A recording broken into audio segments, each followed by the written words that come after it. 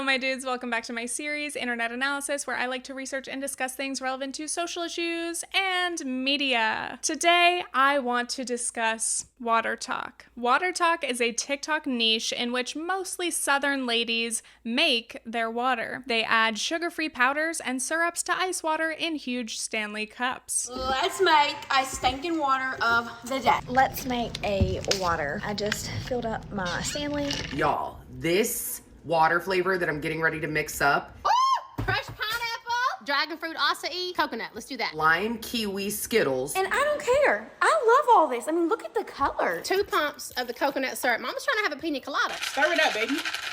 Stir it up. Do what you want.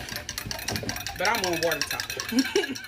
If you've never heard of this, you're probably wondering, how is anyone's liquid intake possibly interesting to the masses? It turns out water talk has been incredibly divisive and many people have lots to say about it. Hi, what's going on with the water girls? What are they doing? They're adding why? They're like making little potions on lotions and tinctures. Lately, I noticed Water Talk's been getting some hate, so let's talk about it. Hey besties, come and make my water with me.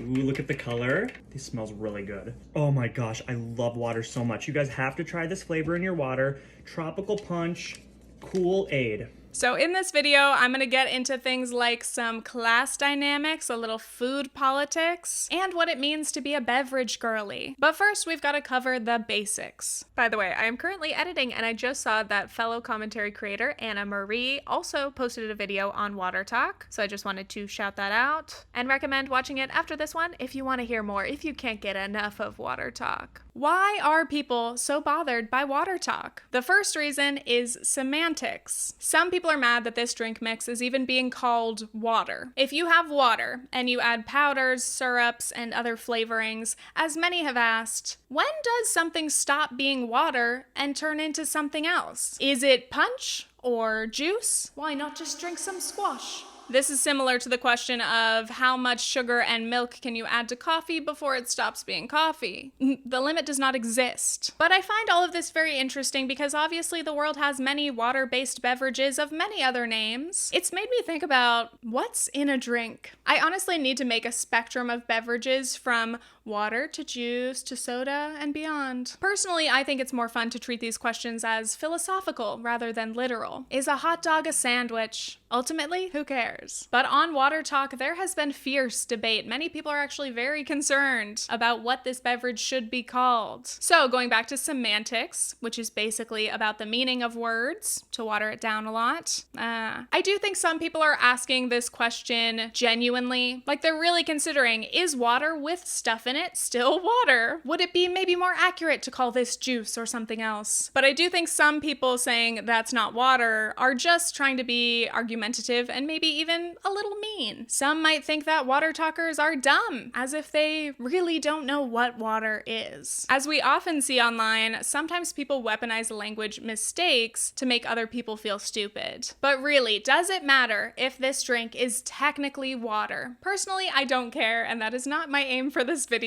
But I do think it's interesting to examine why it being called water matters. Anyway, let's continue. Just drink plain water. Some people hate water talk because the idea of making water just doesn't add up for them. Plain water is water. Just drink it. As this TikTok says, if you're 45 and can't drink plain water, bombastic side eye, criminal offensive side eye. And again, this response is interesting to me because obviously everyone knows about plain water. It's not helpful to tell people, just drink water. Water talk is a thing, and these ladies mix up their drinks because they can't or don't drink plain water. And I get it. I struggle to force myself to drink enough water every day. If it's up to me, I'm gonna sip on one iced coffee for like 6 hours. So for people who are not drinking enough water, adding a little flavor can excite or motivate them enough to get hydrated. And obviously this is not a new phenomenon. Flavoring water is very common. There are water flavor packets or drops. People add lemon to their water or they drink sparkling water because they enjoy it more. So what is it that makes water talk so different or shocking? Well, some people just think that these drinks seem gross. And of course, taste preference is totally subjective. Some of the flavors do seem a little questionable. Birthday cake.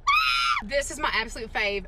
I mean, unicorn and mermaid, yes, but birthday cake? I'll pass. There's also an element of excess, the amount of additives. There's so many syrups and powders, and I'm concerned. The combination of colorful powders and pumps of syrup. Many water talkers drink over 60 ounces of this water every day. And overall, some viewers just think that it seems like a lot, and they find it like offensive to the taste buds at least. Personally, my first impression was similar. I was like, damn, that does not look good. Doesn't look refreshing to me. But of course, I could not make this video without trying it. I ran to a local dollar store to pick up some of these flavor packets, including Skittles, a popular choice. And I went to TJ Maxx for the highly coveted skinny syrup. I got caramel, and I got one of the stars of Water Talk called Unicorn Dreams. What flavor is that? I still don't know. So I came home and tried a few combinations, and I was not a fan. Okay, so we have one Skittle Original Punch. Now we have our unicorn. If this were an icy, or if this were a snow cone, delicious. It just smells like Kool-Aid, so. Okay, ooh, very sweet. Wow, oh my God, yeah, you taste the Skittles. Okay, so my Skittles and unicorn at full dilution. Gross. Skittles calls this Original Punch drink mix. So like this is punch. Ooh, the Sonic Ice. And okay, this one for an alcoholic drink? Or a mocktail, sure. That's horrifying. Acting like I've never had a colorful drink before. Already, I would prefer it probably half diluted. And I do not want to add syrup to it. Also, all these products are sugar-free and they're made with sucralose, Splenda, and I just don't like that flavor. If I'm not gonna have real sugar, I'm more of an aspartame girly. So now is a good time to address the diet culture elements of Water Talk. That's what stood out to me the most when I first discovered it. In these videos, the fact that the syrups and powders are sugar-free is emphasized constantly. Going back to language and the importance of how things are described, pay attention to the names and branding of these products. Like again, the most popular syrups beloved by Water Talkers is the brand Skinny Mixes, Skinny Syrups. Most of their products are 0 calorie, 0 sugar, 0 carbs, and obviously a huge hallmark of diet food is emphasizing whatever they lack, be it fat-free, sugar-free, low-carb, keto, whatever. Anyway, for a while, Water Talk existed as its own niche, then for whatever reason,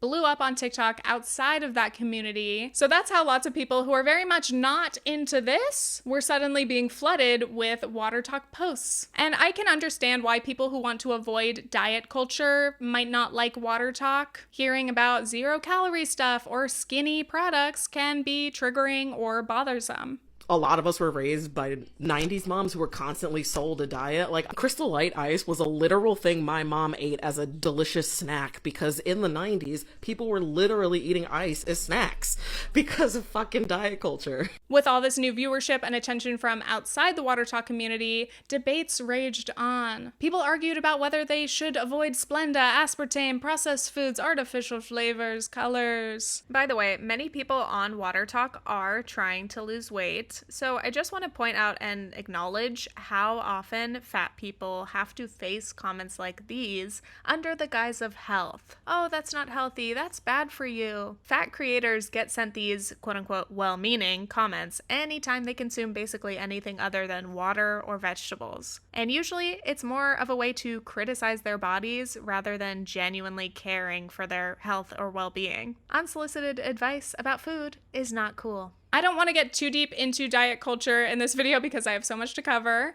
but that is a huge topic. And I'm also not going to debate what is healthy, many air quotes in this video. Personally, I try not to label foods in black or white terms like good, bad, healthy, unhealthy, because I don't want to moralize my food. We all already have enough internalized shame and guilt and habits that we've developed, deep-seated beliefs about food, and I'm just trying to unpack those. Ultimately, everyone has very different bodies, health factors, needs, and access, and eating is extremely personal. I think it is never helpful to tell strangers, or even people we know, how or what they should be eating. Most importantly, I am not a dietitian, I am not a medical professional. But this brings us to another very important part of Water Talk. After reading some comments and doing a bit of research, I found that many water talkers have had bariatric weight loss surgery. These procedures hugely impact what patients can eat or drink and their portion sizes. The details depend on what type of surgery you get, but basically your stomach capacity is much smaller. So here are some examples of hydration guidelines for bariatric patients. Quote, dehydration is a significant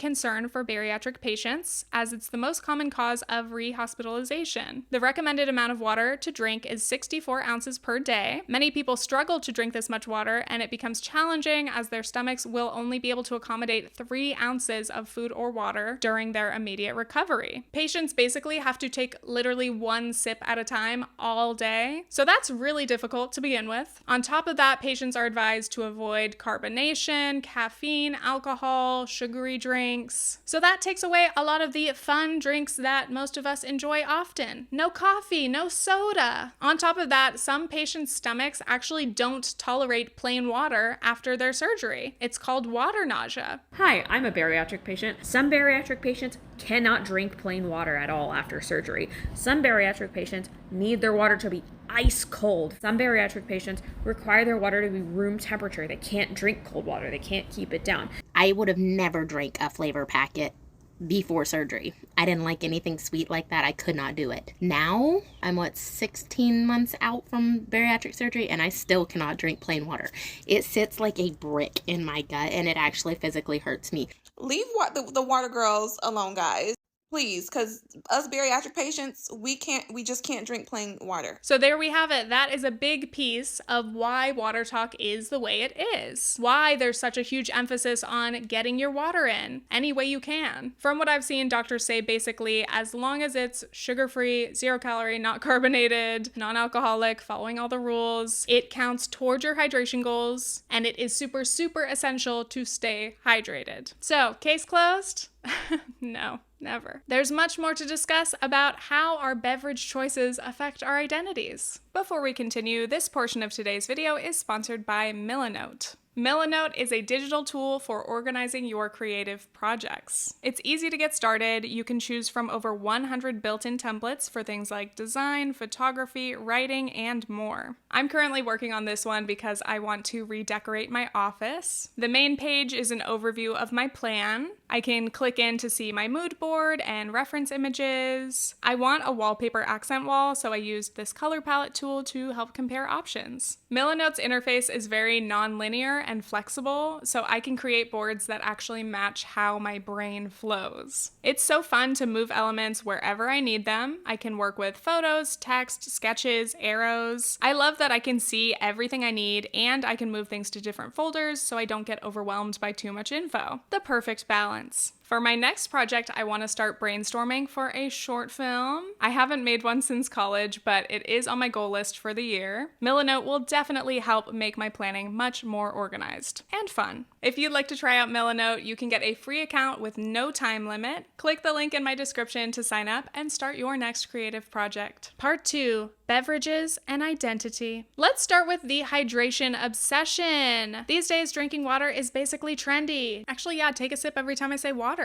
Water. Obviously, we all need water to survive, but in recent years, being hydrated has become a status symbol. Stay hydrated, get your water in. It's associated with being healthy, having clear skin, and being like a good person overall. Like the whole, if you're unproblematic and drink water, you won't age kind of thing. Bryony did a great video about that recently if you want to check it out. There's so much to say about that. But yeah, I just think it's interesting that there are like moral implications. And of course, there are still some connections to diet culture. Obviously, drinking water in itself is not diet culture, but it moves into that territory, especially when people talk about drinking more water to feel more full or overly focusing on being clean. There are ideas of good hydration versus bad hydration. Typically, the more pure your drink is, the better. So, plain water, that's clean, that's ideal. Maybe add some lemon, but that's acceptable because it's natural. I think this focus on purity, good hydration, is part of the reason why some people are mad about Water Talk being called water. It isn't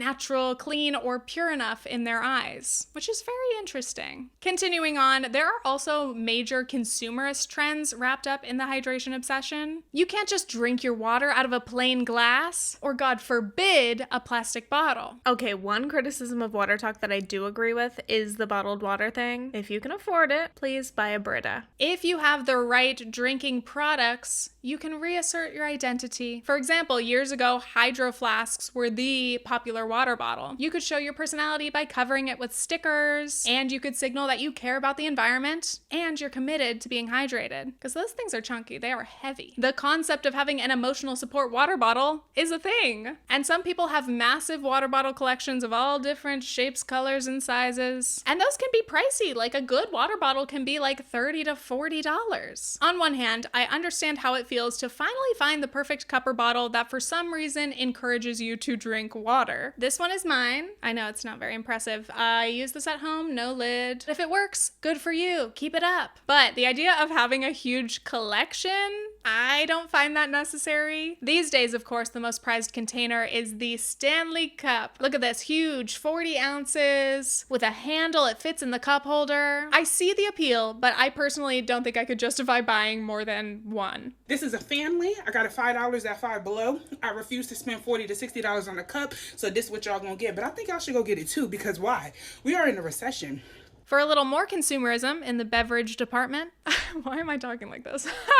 I think it's because I feel like I'm standing at a podium. People enjoy their little beverages so much, they want a dedicated space to make them. Having an at-home beverage bar is part of the luxurious routine. On TikTok, I've seen coffee bars and now water bars. In these stations, you can show off your coffee pods, machines, frothers, tools, syrups, and even fancy ice makers. On Water Talk, women have huge collections of powders and syrups, seemingly for equal parts function and aesthetic. It's nice to put together the organizers, to display your collection, to have every possible flavor combination at your fingertips. Some commenters even claim to spend hundreds of dollars buying up supplies for their Water Talk journey. I'm already regretting these purchases, and this was like $10. Anyway, I think we all understand how much delight we can derive from the simplest little things, even if it is your daily drink. A nice little beverage can be my favorite treat, like the highlight of my day. To me, the height of luxury is drinking 3 liquids at once, you know, like one for fun, one for hydration, and then one for energy. Am I even drinking them? Sometimes, but it's just comforting knowing they're there and using up all the coasters in my house. Next up, the Venn diagram of beverage lovers. So now I kind of want to compare Water Talk to other popular beverage trends that we've seen. I think it's fascinating that some drinks are seen as either classy or trashy. What's your drink of choice? I know that meme is outdated, but seriously, your ideal beverage can say a lot about you. I'm trying to visualize a Venn diagram with the crossover of all these drinks and aesthetics. So for example, starting with the clean girl or that girl, she probably drinks lemon water, matcha. She might have a really nice espresso machine. And these girls have a little bit of crossover with the wellness girly, though she's more likely to add some alkaline or chlorophyll water to the mix. Or maybe she's just rocking a really expensive Erewhon smoothie. Then we have a simple gal who probably loves Diet Coke and, you know, chain coffee like Starbucks or Dunkin'. And I'm not gonna call her basic. She's happy to enjoy the mainstream things. They're easy to find. And if you add Mormonism to the simple gal, you get the Utah soda. It's soda with syrup and coffee creamer. In the spirit of this video,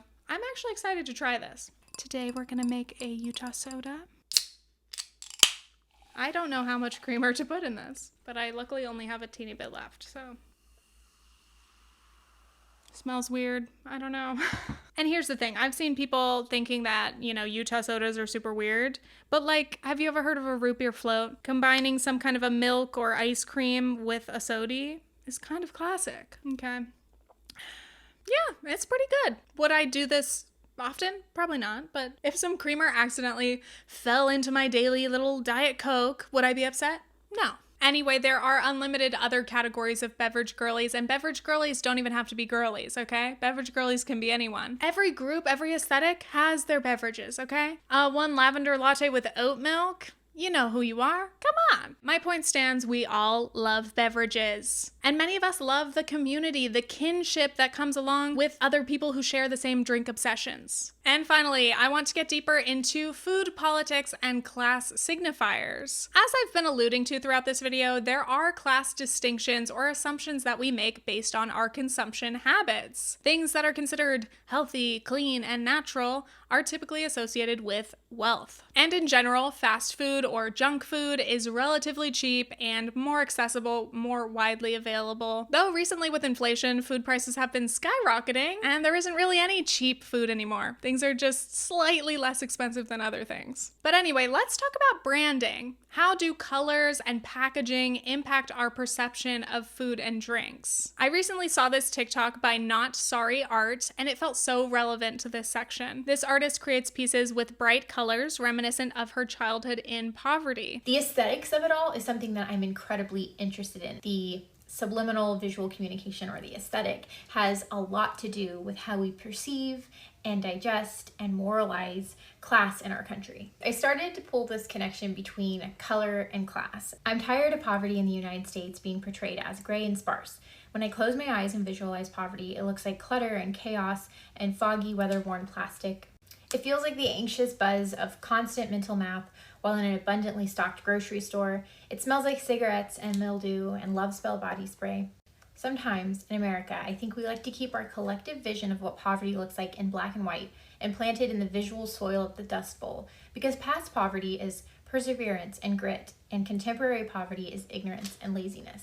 As she mentioned, life in poverty actually includes a lot of color, especially for kids. There's brightly colored food and drinks, but they're associated with being unnatural, fake, full of artificial sweeteners, flavors, and colors. Even when you think of old fast food joints, they're often colorful but faded, like a neglected McDonald's play place. It reminds me of dead malls. When it comes to children's toys, the cheap ones are often colorful and plastic too. Not Sorry Art often references the dollar store Barbie aesthetic. Compare all of that to a wealthy aesthetic. What colors come to mind? As I discussed in my video on looking expensive, that's more about minimalism and neutrals. Often rich people have massive but sparsely decorated homes, lots of white and beige. More expensive toys will likely be Montessori friendly, wooden toys that are apparently more enriching than colorful plastic ones. Now, there is a whole trope about sad beige babies, and I think that is fascinating. But going back to food, when it comes to high quality, healthy food, people tend to want color, but they want natural color. Feed yourself with the rainbow, that sort of messaging. So all of that inspired me in the context of Water Talk. I think some people are disturbed by Water Talk's ingredients for many reasons, one being perhaps some conscious or subconscious classism. I also think there are some anti-Southern sentiments. Many of the most popular Water Talkers are white Southern women,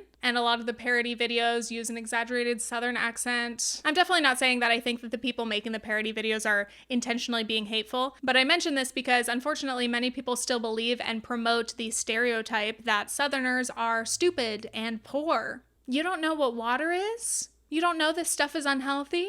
And this is obviously associated with the idea of white trash. Even though, the women from Water Talk are probably not broke, they seem to be doing fine, but their actual class does not matter. It's more about how they're being perceived. I say all of this very well aware that if you're in the US and you're poor and you're white, you're still going to get much better treatment and you're going to face a lot less discrimination than poor BIPOC folks. But anyway, just thought it was important to note because yes, many of the prominent Water Talkers happen to be white Southern women. On top of all that, I think there's the idea that adult women should not be drinking this. They shouldn't be drinking these kind of beverages. Bright red or blue liquid with mermaid or unicorn syrup, Skittles flavored powder, that's for children. It might be seen as excessively colorful, ostentatious, too loud, tacky. And I think where you buy these products plays a factor too. I tried to find these at my local regular grocery store. All I could find were these little water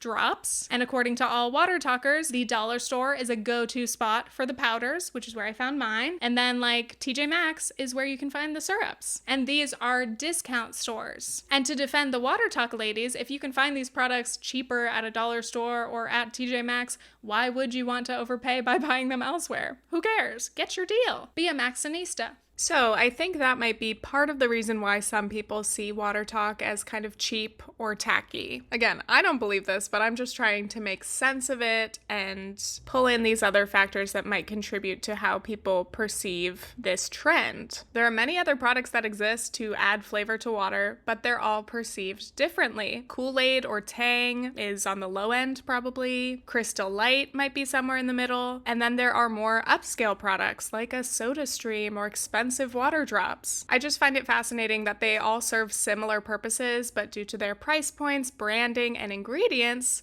they're perceived very differently. One last brain blast I just thought of. In addition to these more upscale products being less colorful, many of them are also about just having like a hint of flavor. Like we've all heard the LaCroix jokes. Do you want a drink that tastes like you touched a lime and dipped your finger in water? So anyway, perhaps there's a sense of like restraint with these more upscale products. Like the rich and wealthy have such refined palates that all they need is like one drop of flavor. Anything else would be too much. Anyway, to end this video, I know that this has been probably kind of random, but I wasn't going to cover this initially, and then Sheridan brought it up, and I had been seeing it on my For You page, and I thought, you know what, there's actually a lot more to this topic than I first thought, and it was fun to research. I still want to do more videos deeper into like food politics, because I think that's really fascinating. The whole idea of like ingredient households, if you've ever heard of that. Again, like food is so personal. What we consume and the values that we're raised with when it comes to food is so fascinating to me. So I just think there's like endless possibilities of exploration there. Anyway, I guess the last thing I want to say in regard to this topic is, again, let people enjoy their silly little beverages. We all love a silly little beverage. There's like really no one is harming you. If it harms you to watch someone drink their drink, look away. Keep scrolling. So that is all before the sun sets on me. Thanks again to Milanote for sponsoring today's video. You can sign up for a free account in the description. And I've got to give a shout out to my patrons. I have a Patreon if you want to support my channel, support my content. I create a monthly bonus video, see some behind the scenes stuff if you want to know more of my process or just what I'm up to in my personal life. And extra thank yous to my executive producer tier. We have Uwu Face, Abby Hayden, Alter Still, Eric Danielson, Freshly Laundered, Jackie King, Jeanette, Jill Hoffman, Julie Leva, Matthew Gray, Megan Collins, Megcat33, Nicole Louise, Sarah Kemi, Stevie May, Tom Walker, Treffa, and VivianOladon.com. Thank you so much for being patrons. That's all. Stay hydrated. Okay, thanks, bye. If I were a fish and you caught me, you'd say, look at that fish. Be-doo-doo, ba-doo-doo-doo, Scooby-boo-boo, ba-boop, ba-la-la-la.